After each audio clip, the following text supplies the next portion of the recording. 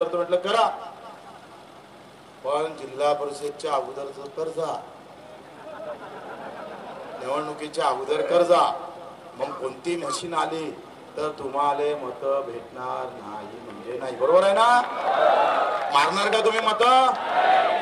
हे सगळं गणित तिथंच अटकलाय. ते तुकडोजी महाराज म्हणे ना,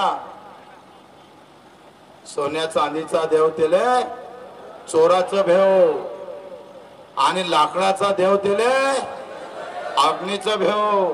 जरी देव असला लाकडाचा तर आग लागली तर गेलं ना कामातून. आणि राजकारणी देव तेले मताचं भेव. एक मत सब बदल कर सकता है.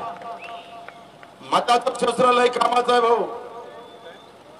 आणि त्या मताचं शस्त्र या जर जिल्हा परिषद पंचायत समितीला जर तुम्ही वापरलं तर आखरी प्रत्येकाला आमदार व्हायचा आहे ना बे बाबा, जिल्हा परिषद सदस्य व्हायचा आहे. पण एक आम्हाला भेटला कारंजाले तर म्हणे बच्चू भाऊ हे तुमचं चांगलं आहे म्हणे, बरोबर आहे म्हणे, पण माझी मावशी उभी राहणार म्हणे बीजेपी कडून, तर मग मी कसं नाही मारू म्हणे. म्हटलं मार मग येत बोले. हा मोठा वाद आहे तुमचा. मावशी असन तर मी तिथं मारन, मामा असन तर. नातं गोतं कसलं नातं गोतं आहे? आम्ही एकदा अशी खुणगाट घातली पाहिजे. आम्ही राजकारणात तुम्ही कुठेही गेलो चालेल, पण आम्ही आमच्या नेत्याला सांगता आलं पाहिजे भाऊ यावं लय लुटलं. सत्ता आपली असली तरी 2,500-3 हजारांना सोयाबीन द्यावं लागले. बोलता आलं पाहिजे का नाही बोलता आलं पाहिजे? अरे बोलायला तयार आहे का नाही बोलायला तयार आहे? आणि मग हे बोलणं फार महत्वाचं आहे. आणि मग इथून हे आंदोलन संपत नाही. मग पायावर सुस्त झालीच झाली आणि हातही सुजला. मी डॉक्टरला विचारलं हे कौन सुजला, तर ते म्हणे सांगूनच नाही राहिले.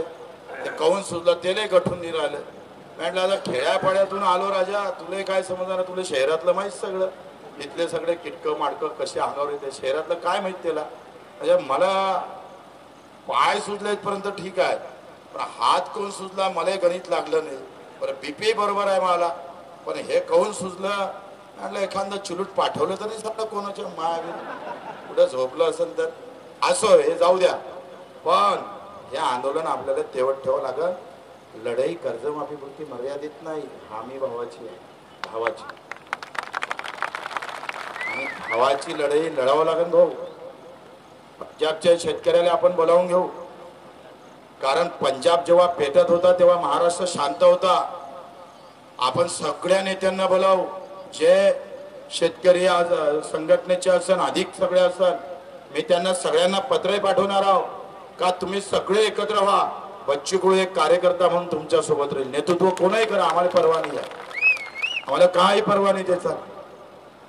आयुष्यात पद आणि मान सन्मान हेच काही सगळं नसतं. अरे आमच्या आत्महत्या थांबल्या तरी लई मोठी गोष्ट झाली आमच्यासाठी, आणि तेच खऱ्या अर्थानं आपल्याला समोर करायचं आहे. ही लढाई कर्जमाफीची आणि पुढची लढाई हमी भावाची.